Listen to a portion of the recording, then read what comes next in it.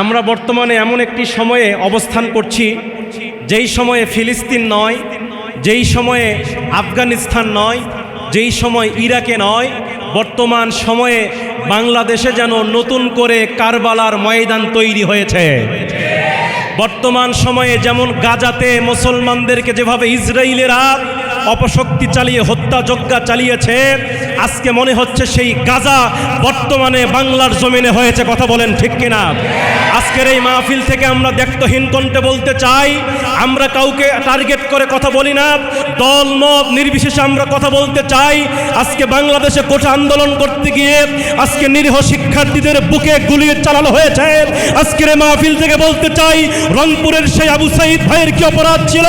রংপুরের সেই আবু সাঈদ ভাইয়ের মায়ের কি অপরাধ ছিল? আজকে তাকে পাখির মতো 4টা গুলি করে আজকে তাকে শহীদ করে দেওয়া হয়েছে।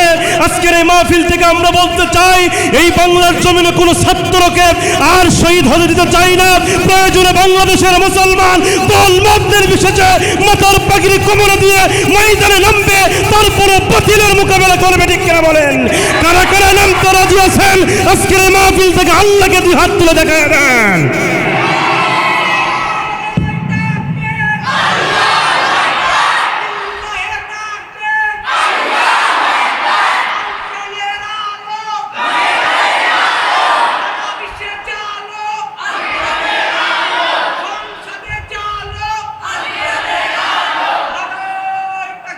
মুসলমান ভাইয়েরা আমার, আমরা দেখতে চাই কি অপরাধ ছিল এই নিরীহ শিক্ষার্থীদের। তারা তো গিয়েছিল তাদের ন্যায্য অধিকার আদায়ের জন্য। ঠিক কিনা বলেন? তারা কারোর সঙ্গে যুদ্ধ করতে যায় নাই, তারা কারোর সঙ্গে হত্যাযজ্ঞ চালানোর জন্য যায় নাই। তারা তো গিয়েছিল তাদের ন্যায্য অধিকার, তাদের ন্যায়গত অধিকারগুলো জাতির সামনে প্রকাশ করেছে। কিন্তু আপনি তো সমাধান দিলেন না, শেষ পর্যন্ত পাখির মতো গুলি করে করে তাদেরকে শহীদ করে দিচ্ছেন। ঠিক কিনা বলেন? বাংলাদেশের মুসলমান একটু হিসাব করবেন। আজকে আমরা রাত্রিবেলায় ঘুমাচ্ছি, কিন্তু বাংলার জমিনে কি হয়ে যাচ্ছে? এই 10ই মহররম আশুরার দিন, এই কারবালার শিক্ষা আমাদেরকে নিতে হবে। ভাইরা আমার, আমি আজকে জুমাতেও বলেছি, 10ই মহররম আশুরার দিন, এই দিনের গুরুত্ব মর্যাদা কম না বেশি? জোরে বলেন, কম না বেশি? বেশি। তার কারণ হলো, আমি আজকে হাদিস থেকে, ইতিহাস থেকে কোট করে করে আপনাদের সামনে বলেছিলাম যে ইতিহাস গ্রন্থে আল্লামা বদরুদ্দিন আইনি রাহিমাহুল্লাহ তিনি এই আশুরার দিনের 10টি ঘটনা বর্ণনা করেছেন। জোরে বলেন, কয়টি? আমি জুমাতে মনে হয় 5টি ঘটনা বর্ণনা করেছিলাম কিনা আপনাদের কি মনে আছে? তিনি উল্লেখ করেছেন যে হযরতে মূসা আলাইহিস সালাতু ওয়াস সালামকে আল্লাহ পাক যেদিন ফেরাউনের নির্যাতন থেকে যেদিন আল্লাহ পাক মুক্তি দিয়েছিলেন, আর ফেরাউনকে লোহিত সাগরের ভিতরে ইঁদুরের মতো পানি খেয়ে চুবায়া যেদিন আল্লাহ খতম করেছিলেন, সেই দিনটা ছিল 10ই মহররম আশুরার দিন। মনে আছেন আপনাদের? 2 নাম্বার, আমি যেটি বলেছিলাম, সাইয়্যিদিনা হযরতে নূহ আলাইহিস সালাম, যিনি ছিলেন এই পৃথিবীতে যাকে দ্বিতীয় আদম বলা হয়, এই নূহ আলাইহিস সালাতু ওয়াস সালাম 950 বছর তার কওমকে কালেমার দাওয়াত দিয়েও মাত্র 80 থেকে 82 জন লোক ঈমান গ্রহণ করেছে। আর বাকি মানুষ ঈমান গ্রহণ, এই নূহ আলাইহিস সালাম যখন এরকম অবস্থার মধ্যে পড়ে গেল, তখন নূহ আলাইহিস সালাম তিনি আল্লাহর কাছে দোয়া করলেন, আল্লাহ, আমি আর এই জাতিকে ঠিক করতে পারছি না, আপনি একটা ফয়সালা করেন। আল্লাহ তখন নূহকে বলেছিলেন, হে নূহ, তুমি একটা কিস্তি তৈরি করো। সুবহানাল্লাহ কোন? একটা নৌকা তৈরি করো। এই নৌকাতে উঠবে তারাই যারা ঈমানদার। জোরে কোন কারা? ঈমানদাররা নৌকাতে উঠবে। নূহ আলাইহিস সালামকে ঈমানদারদেরকে নৌকাতে নিয়ে এই নৌকা যখন স্টার্ট করা হয়, সম্মানিত ভাইয়ের আমার, এই নৌকা যখন ইরাকের জুদি পাহাড়ে যখন ঠেকে গিয়েছিল, যেই দিনে এই নৌকাটা ঠেকে যায়, সেই দিনটাও ছিল 10ই মহররম আশুরার দিন। 3 নম্বর বলেছিলাম, সাইয়্যিদিনা হযরতে ঈসা আলাইহিস সালাম, যিনি ছিলেন ঈসা ইবনে মারিয়মের কলিজার টুকরা ঈসা আলাইহিস সালাম, যাকে আল্লাহ পাক রব্বুল আলামিন বাবা ছাড়া দুনিয়াতে পাঠিয়ে দিয়েছেন। এই ঈসা আলাইহিস সালাম যেদিন জন্মগ্রহণ করেছিলেন, সেই দিনও ছিল 10ই মহররম আশুরার দিন। সুবহানাল্লাহ বলবেন না? এবার 3 নম্বর, সাইয়্যিদিনা হযরতে ইয়াকুব আলাইহিস সালাম, যিনি ছিলেন ইউসুফ আলাইহিস সালামের বাবা। এই ইয়াকুব আলাইহিস সালাম ইউসুফ আলাইহিস সালামকে হারিয়ে ফেলার পরে তিনি তার সন্তানের জন্য এত কান্নাকাটি করেছেন, এত কন্দন করেছে, কান্না করতে করতে ইয়াকুব আলাইহিস সালাতু ওয়াস সালাম তিনি তার দৃষ্টিশক্তি হারিয়ে ফেলেন, সে অন্ধ হয়ে যায়। আল্লাহ রব্বুল আলামিন কয়েক বছর পরে এই ইয়াকুব আলাইহিস সালামকে তার দৃষ্টিশক্তি যেদিন ফিরিয়ে দিয়েছিলেন সেই দিনও ছিল এই 10ই মুহররম আশুরার দিন। আমার মুসলমান ভাইয়েরা খেয়াল করবেন, আমি লম্বা টাইম আলোচনা করব না, আমার হাতে সময় আছে মাত্র 3 থেকে 4 মিনিট। আমার মুসলমান ভাইয়েরা একটু গভীর মনোযোগ দিবেন। 4 নম্বরে যেই ঘটনা বর্ণনা করা হয়েছে সেটি হচ্ছে হযরত ইয়াকুব আলাইহিস সালাতু ওয়াস সালামকে আল্লাহ পাক যেদিন তার দৃষ্টি শক্তি ফিরিয়ে দিয়েছিলেন সেই দিনটাও ছিল 10ই মুহররম আশুরার দিন। 5 নম্বর বর্ণনা করা হয়েছে আল্লামা বদরুদ্দিন আইনি রাহিমাহুল্লাহ তিনি বর্ণনা করছেন 5 নম্বরে আমাদের যিনি আদি পিতা, যিনি পৃথিবীর প্রথম মানব ছিলেন, যার নাম ছিল হযরত আদম আলাইহিস সালাতু ওয়াস সালাম। এই হযরত আদম আলাইহিস সালাতু ওয়াস সালামকে আল্লাহ রাব্বুল আলামিন সৃষ্টি করেছেন, তাকে খলিফা হিসাবে আল্লাহ পাক বানিয়েছেন। এই আদম আলাইহিস সালাতু ওয়াস সালামকে আল্লাহ পাক যেদিন সৃষ্টি করেছেন ওই দিনটাও ছিল 10ই মুহররম আশুরার দিন। এবার 6 নম্বর ইতিহাসে বর্ণনা করা হয়েছে ইয়াকুব আলাইহিস সালাতু ওয়াস সালামের কলিজার টুকরা সন্তান হযরত ইউসুফ আলাইহিস সালাতু ওয়াস সালামকে তার আপন ভাইয়েরা ষড়যন্ত্র করে ইউসুফ আলাইহিস সালামকে কূপের মধ্যে নিক্ষেপ করা হয়েছিল। ইউসুফ নবীকে কূপের মধ্যে নিক্ষেপ করা হলো, ছোট্ট বাচ্চা ইউসুফ আলাইহিস সালামকে যখন কূপের মধ্যে ফেলা হয়েছিল, ইউসুফ আলাইহিস সালাতু ওয়াস সালামকে আল্লাহ পাক যেদিন কূপের মধ্য থেকে হেফাজত করেছেন, যেদিন আল্লাহ পাক তাকে উদ্ধার করেছেন ওই দিনটাও ছিল 10ই মুহররম আশুরার দিন। এবার আসেন 7 নম্বরে হযরত আদম আলাইহিস সালাতু ওয়াস সালামের তওবা আল্লাহ কবুল করেছিলেন। এখন বলবেন হুজুর তওবা কেন করেছে?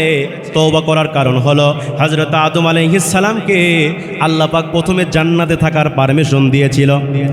আদম আলাইহিস সালাম তিনি জান্নাতের মধ্যে থাকে, আদম আলাইহিস সালাম জান্নাতের মধ্যে বসবাস করে। কিন্তু আদম আলাইহিস সালাম জান্নাতের মধ্যে থাকতে থাকতে হঠাৎ করে আল্লাহকে ডাকতে বলছে, আল্লাহ আমি জান্নাতের মধ্যে একাই থাকতে পারছি না। আল্লাহ বলতেছে, আদম কেন থাকতে পারো না, তোমার কি লাগবে? হযরত আদম আলাইহিস সালাম ডাকতে বলছে, আল্লাহ এই জান্নাতের মধ্যে আমি একাই থাকতে পারবো না, আমার সঙ্গিনী লাগবে, আমাকে সঙ্গিনী দিতে হবে, অর্থাৎ স্ত্রী দেওয়া লাগবে। আমার মুসলমান ভাইয়েরা, আদম আলাইহিস সালাম যখন স্ত্রী চাইলেন এমন সময় হযরত আদম আলাইহিস সালাম জান্নাতের মধ্যে ঘুমিয়ে গেলেন। জান্নাতের মধ্যে আদম আলাইহিস সালাম ঘুমন্ত হয়ে গেলেন। আদম আলাইহিস সালাম তিনি ঘুমিয়ে গেলেন। আদম আলাইহিস সালাম ঘুমানোর সময় আল্লাহ রাব্বুল আলামিন হযরত আদম আলাইহিস সালাতু ওয়াস সালামের বাম পাজরের বাঁকা হাড় দিয়া আল্লাহ রাব্বুল আলামিন মা হাওয়াকে সৃষ্টি করলেন। সুবহানাল্লাহ বলেন। আদম আলাইহিস সালাম ঘুমের ভিতরে, কিন্তু আল্লাহ পাক ওই সময় আদমের বাম পাজরের বাঁকা হাড় দিয়ে মা হাওয়াকে সৃষ্টি করলেন। আদম আলাইহিস সালামের ঘুম ভেঙে গেল। ঘুম ভাঙার পরে আদম আলাইহিস সালাম দেখতেছে সুন্দরী রমণী আমার পাশে। সুবহানাল্লাহ কোন। এবার পুরুষ মানুষ তো সুন্দরী মেয়ে দেখলে পুরুষ মানুষ কি ঠিক থাকতে পারে? এবার আদম আলাইহিস সালাম এবার হাওয়াকে দেখার পরে তার দিকে হাত দিতে লাগলেন। সঙ্গে সঙ্গে ফেরেশতা হাত টেনে ধরছে। আল্লাহু আকবার কোন। ফেরেশতারা যখন হাত টেনে ধরছে আদম আলাইহিস সালাম বলতেছে, ও ফেরেশতা জিবরাইল আমার হাত টানো কেন, আমার হাত টানো কেন? জিবরাইল বলতেছে যে এখনো সময় হয়নি। আদম বলতেছে সে তো আমার স্ত্রী, আল্লাহ পাক তাকে আমার জন্য বাজেট করেছে। জিবরাইল তখন বলতেছে এখনো তোমার জন্য হাওয়া হালাল হয়নি, তোমাকে হালাল করতে হবে। আদম ডাকতে বলতেছে কেমনে হালাল করব? এবার জিবরাইল ডাকতে বলতেছে এই মুহূর্তে তোমাকে মোহরানা দেওয়া লাগবে। সুবহানাল্লাহ কবেন না? কি দেওয়া লাগবে? তাহলে বিয়ে যদি হালাল করতে চান আগে কি দেওয়া লাগবে? এখানে কি বিবাহিত লোক আছে না নাই? একটু অন্তরে হাত দিয়ে অন্তর যে মহারণা পরিশোধ করছি, কথা কয় না বারে। এমনও চাচা আছে বিয়ের বয়স 50 বছর হচ্ছে এখনো মহারণা দেয়নি, এমন চাচা আছে না নাই? হ্যাঁ, বিয়ের সময় 1 লাখ টাকা দিছে মহারণা। কয় লাখ টাকা? 1 লাখ টাকা মহারণা। ওই করছি 1001 টাকা নাকফুল বাবদ আর সব বাকি। বাসর রাতে বইয়ের পাও ধরা কয় আমাকে না মাফ করে দাও। এরকম আছে না নাই? এরা তোর বউ কি তোর মাফ করে? ওই দিনে হয়তো বেকায়দাই করে মাফ করে দিছে, 6 মাস পর খবর লিয়ে দেখি ওই জীবনেও মাফ করেনি। কথা কন না কে? এই জন্য মোহর দেওয়া ফরজ, এটা স্ত্রীর অধিকার। এজন্য যারা বিয়ে করেছেন মোহর দেননি তাড়াতাড়ি মোহর পরিশোধ করে দেন, না হলে কিয়ামতের ময়দানে আল্লাহর কাঠগড়ায় আপনাকে দাঁড়াতে হবে। কথা বলেন ঠিক কিনা? আদম আলাইহিস সালাম বলতেছে, জিবরাইল মোহর কি? আমি তো মোহর বুঝি না। জিবরাইল তখন বলছে, আদম তুমি এই মুহূর্তে বিশ্ব নবীর উপরে 10 বার দরুদ শরীফ পড়ো, আল্লাহর পক্ষ থেকে মোহরানা আদায় হয়ে যাবে। আদম আলাইহিস সালাম তিনি দরুদ পড়লেন, মোহরানা আদায় হয়ে গেল। আদম হাওয়ার মধ্যে মিলন হলো, তারা দুইজনে একে অপরের সঙ্গে মিল মহব্বতে থাকে। হঠাৎ করে ইবলিস শয়তান বুড়ি মহিলার সুরত ধারণ করে হাওয়াকে ধোকা দিলেন। আল্লাহ পাক আগেই বলেছিলেন, আদম এই জান্নাতের সমস্ত নিয়ামত ভক্ষণ করো, কিন্তু ওই যে একটা গাছ দেখতেছো, ওয়ালা তাকরাবা হাযিহি শাজারাত, ওই গাছের ধারের কাছেও যেও। কিন্তু হাওয়া কি করছে? গাছের ধারের কাছেও গিয়েছে এবং ফলও খাইছে। খাওয়ার কারণে আদম হাওয়ার দুইজনের পোশাক খুলে গেছে। পেশাব পায়খানা যখন আরম্ভ হলো, আল্লাহ পাক দুইজনকে দুনিয়াতে ফেলে দিলেন। একজন শ্রীলঙ্কা আর একজন জেদ্দায়, দুইজন দুই দিকে চলে গেল। আমার ভাইয়েরা, কিতাবের মধ্যে এসেছে আদম হাওয়া 1 নয় 2 নয় 3 নয়, প্রায় 350 বছর কান্না করেছে। আল্লাহু আকবার কল। নিজেদের ভুলের কারণে কত বছর কাঁদিছে? 350 বছর কান্না করার পরে আল্লাহ রাব্বুল আলামিন আদম এবং হাওয়াকে আরাফার ময়দানে সাক্ষাৎ করিয়েছে। যেদিন তাদের ভিতরে দুনিয়াতে সাক্ষাৎ হয়, ওই দিনটাও ছিল 10ই মুহররম, আশুরার দিন। জোরে কোন সুবহানাল্লাহ। তাহলে এই দিনে আল্লাহ পাক রব্বুল আলামিন আদম আলাইহিস সালামের তওবা কবুল করেছেন। 8 নম্বরে হযরত দাউদ পয়গম্বরের এই দিনে আল্লাহ তওবা কবুল করেছে। সুবহানাল্লাহ কোন। এরপরে 9 নম্বর হলো ইব্রাহিম আলাইহিস সালাতু ওয়াস সালাম, তিনি নমরুদের অগ্নিকুণ্ডের মধ্যে গিয়েছিলেন। 40 দিন পর্যন্ত নমরুদের অগ্নিকুণ্ডের ভিতরে ইব্রাহিম নবী ছিল। আচ্ছা বলেন তো, আগুনের মধ্যে বাঁচাইছে কে? বাঁচাইছে কে? ইব্রাহিম যখন আগুনের মধ্যে যায়, যেই চরকটা ঘুরানো হয়েছিল, ওই চরকের প্রথম যিনি হাত দিয়ে ধরেছিলেন ইব্রাহিম আলাইহিস সালাম আপন বাবা, নিজের বাবা আজর। আল্লাহু আকবার বলেন। ইব্রাহিম আলাইহিস সালাম আফসোস করতেছে, আর তিনি চিন্তা করছেন, এই পৃথিবীর মানুষের চাইতে আমার বাবা সবচাইতে বড় সত্যবর। আমার বাবা স্বয়ং আমি তাওহীদের পক্ষে থাকার কারণে আমার বিরুদ্ধে চলে গেছে। আল্লাহু আকবার। আমার মুসলমান ভাইয়েরা, ইব্রাহিম নবী আগুনের মধ্যে যখন গেল, আগুনের মধ্যে যাওয়ার পরে ফেরেশতারা গিয়ে বলছে, ইব্রাহিম আপনি আমাদের কাছে সাহায্য চান। ইব্রাহিম তখন রাগান্বিত হয়ে বলছে, তোমাদের কাছে সাহায্য কেন চাইবো? যে আল্লাহর তাওহীদের কথা বলতে এসে আজকে আগুনের মধ্যে নিক্ষিপ্ত হয়েছি, ওই আল্লাহ কি দেখে না? আল্লাহু আকবার কোন। যে আল্লাহর কথা বলতে গিয়ে আজকে আগুনের মধ্যে আমি, ওই আল্লাহ কি দেখে না? ইব্রাহিম আলাইহিস সালাম যখন এই কথা বলতেছে, আল্লাহ পাক সঙ্গে সঙ্গে আগুনের উপর আয়াত নাযিল করলেন, কুলনা ইয়া নারু কুনি বারদাও ওয়া সালামুন আলা ইব্রাহিম, হে আগুন তুমি ইব্রাহিমের জন্য শান্তিদায়ক হয়ে যাও। ইব্রাহিম আলাইহিস সালাতু ওয়াস সালামকে যেদিন অগ্নিকুণ্ডের মধ্য থেকে আল্লাহ বাঁচিয়েছেন, যেদিন সে মুক্তি পেয়েছেন, সেই দিনটাও ছিল 10ই মুহররম, আশুরার দিন। সুবহানাল্লাহ কোন। সর্বশেষ 10 নম্বর যে ঘটনাটি, বিশ্বনবী সাল্লাল্লাহু আলাইহি ওয়াসাল্লামের পূর্বের গুনাহ মাপ, পরের গুনাহ মাপ, তারপরও নবীজিকে আল্লাহ পাক যেদিন সবচাইতে বেশি আপন করে নিয়েছিল, গুনাহগুলোকে ক্ষমা করে দিয়েছিলেন, সেই দিনটাও ছিল 10ই মুহররম, আশুরার দিন। জোরে বলি আল্লাহু আকবার।